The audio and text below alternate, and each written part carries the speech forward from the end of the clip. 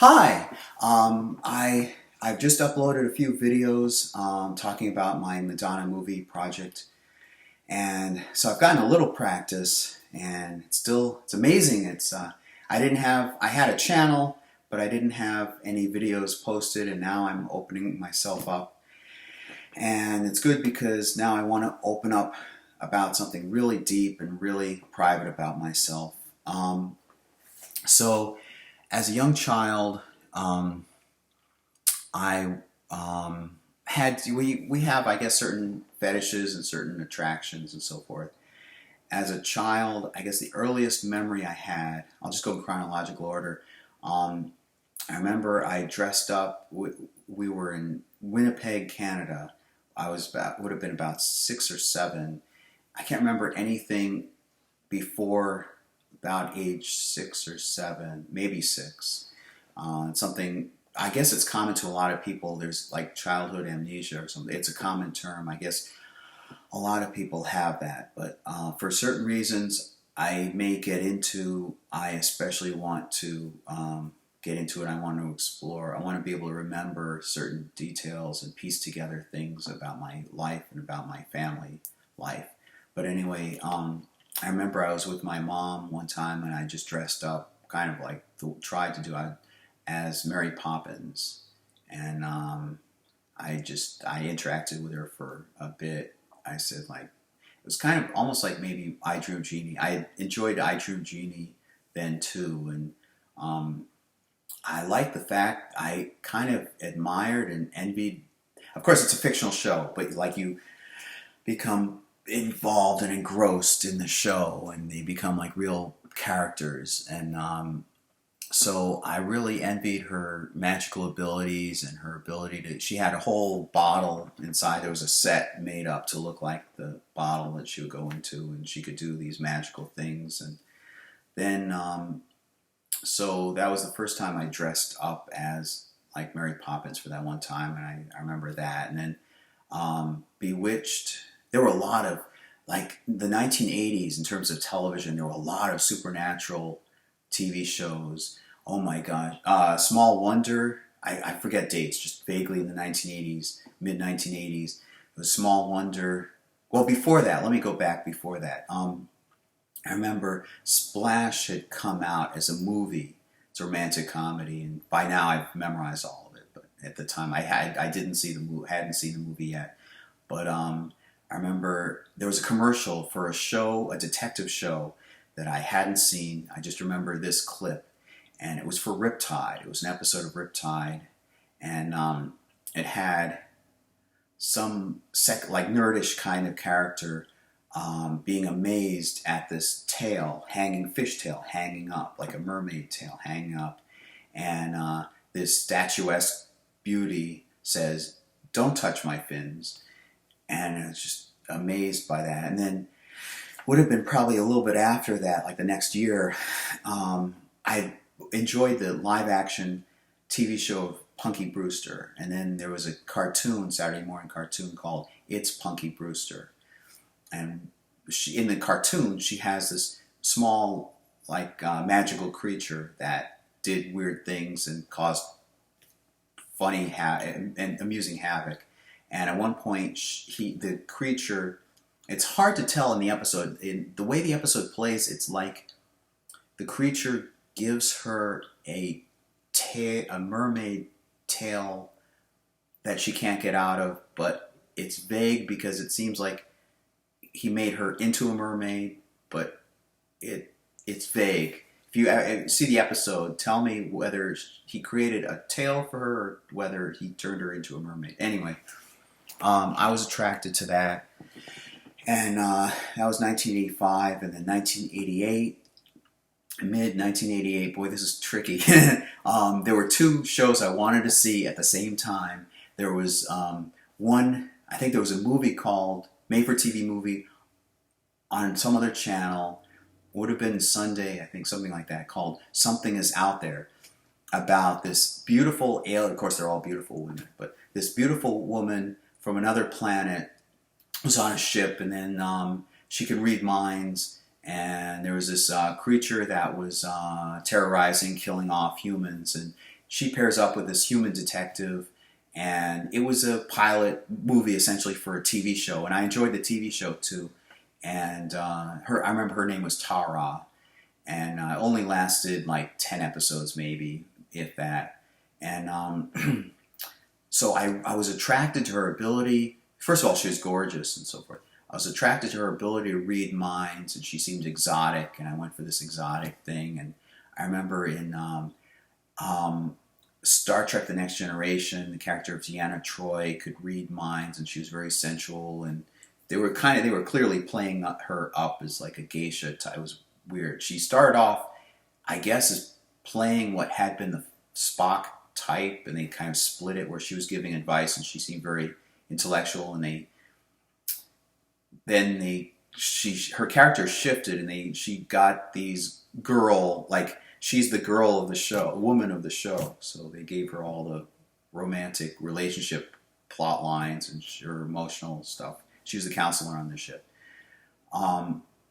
It's like an attraction to the female character. And all the common element in these different things is the attraction to the female character and the envy to be able to have those abilities and experience what it's like. So, and then there was Small Wonder, which is it was a sitcom about a family. The father is a cyberneticist who creates an android girl to work around the house, and she's like the sister to the human son. And a lot of supernatural comedies, a lot of supernatural stuff. And Bewitched. I was about to mention Bewitched before. I was attracted to Samantha Stevens. She's very likable. The character is very and I guess the actress Elizabeth Montgomery is probably, from what I've read, was pretty likable and a good, friendly person to be around. But I envied that ability to be able to create magic, and there's a whole element behind it, like need to know certain magical spells, and just the supernatural ability I envied. So along with that, there was some envy about girls in general, and not so much women because I was at a young age, but girls in general, because they would be able to like dress up as a mermaid if they wanted to, or dress up as a witch, or pretend that they were witches and have these magical powers, whereas boys couldn't be like that. It just seemed weird. I mean, it wasn't part of their life. So I wanted to open up and say I'm heterosexual. I'm very attracted to women, like physically attracted. Maybe I'll get into that at some point, but I have certain fetishes. But I'm very much like attracted to that, and also attracted to wanting to experience what life is like mermaid. Like in my case, it would be a merman, but I wanted a tale like that. And so actually, it would have been like fifth grade, because where we were living, I was living with my mom, obviously, as kids in fifth grade tend to be. They live with their parents. And when she was asleep or gone, she would work, and I would come home after work, and I would rush home. And I remember I took a pair of pants at one point, and I took the pant legs, and it was an old pair of pants, and like put them in half, and then one of the pant legs was kind of torn. I would cut it off, and I would use that as a top section, like squeeze my legs in through the bottom, so I could kind of simulate it. And as somebody going through puberty, that was a really interesting experience, like trying to mimic the way a mermaid or merman would move through the water. So, but I kept it very private within me, and I never told anybody.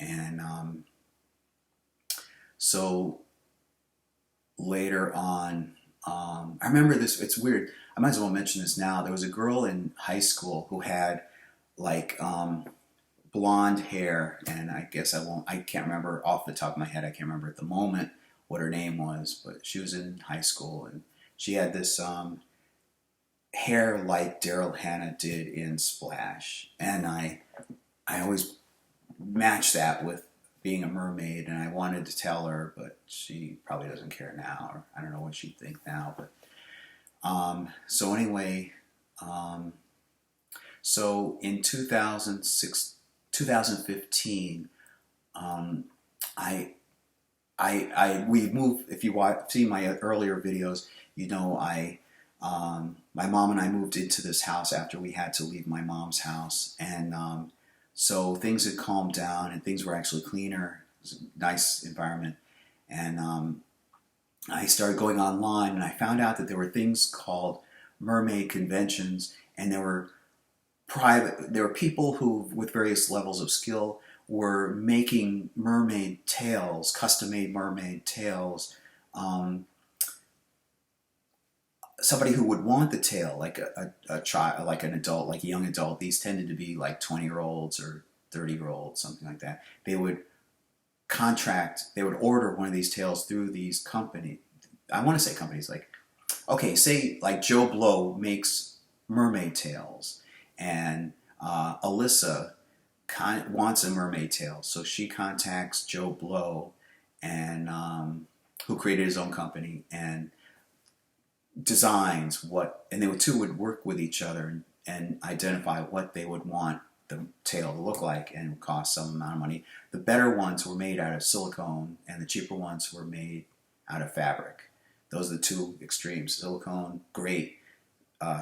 Fabric is cheap, quick, and, well, the lower end quality. The lower end.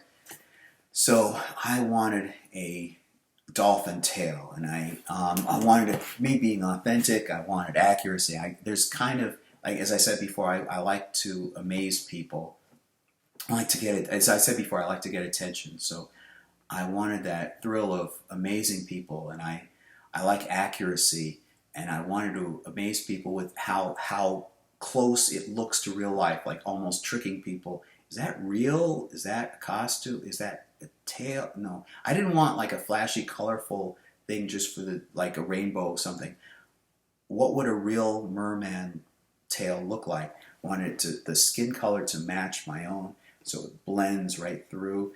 And I almost want like a dorsal tail, and I want anatomically correct, like the two orifices to whatever, if you know dolphin biology and so forth.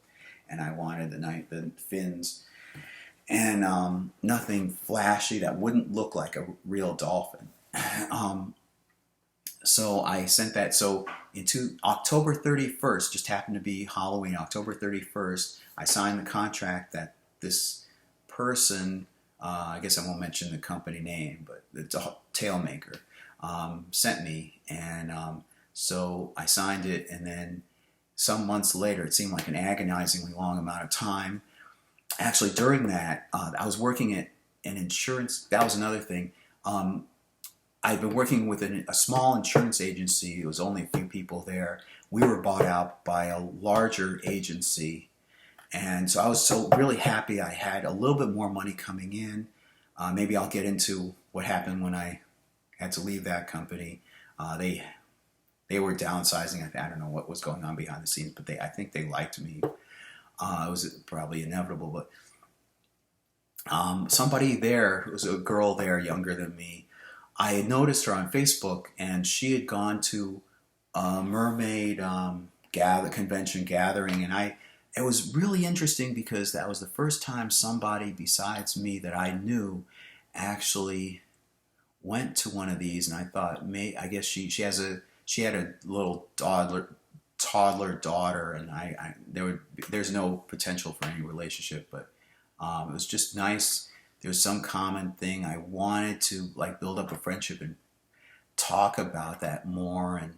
And actually, I opened up. The three of us tended to be seen, like especially at lunchtime. We were in this small room, and I opened up and I mentioned that, and I felt very relieved that both of them were okay with me talking about I'm a guy. And like for guys, it's like effeminate,